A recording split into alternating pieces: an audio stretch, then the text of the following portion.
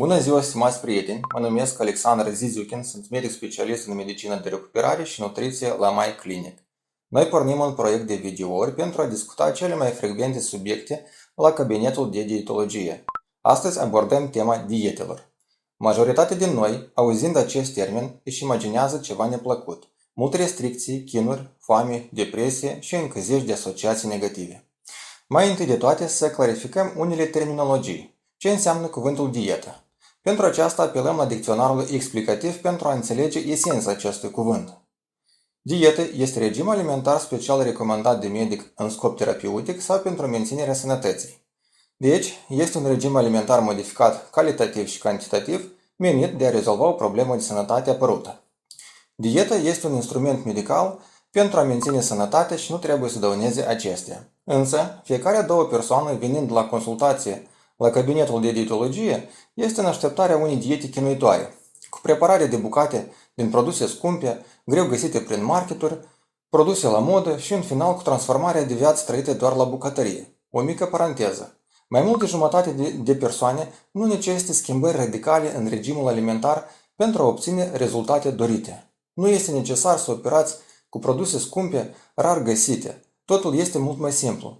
Trebuie să cunoașteți cum operați cu produsele care vă înconjoară și cum le încadrați în regim.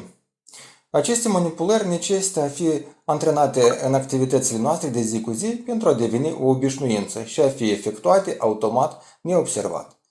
Din propria experiență pot să vă comunic că la miile de persoane consultate nu am prescris regimuri alimentare dezechilibrate de genul foame chinuitoare sau cum este la modă chefir pe toată ziua pentru a fortifica rezultatele, alimentație numai pe carne, ca dietă monocomponent și altele de genul dat. Aceste tipuri de diete sunt foarte agresive, nu dau rezultat stabil, imposibil de menținut pe o perioadă îndelungată de timp și, cel mai important, au impact negativ asupra sănătății, în urma cărora, la problema curentă se adaugă una nouă.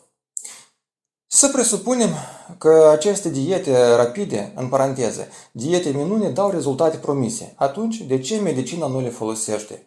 Argumentul sunt meniuri neechilibrate, potențial negative pentru sănătate.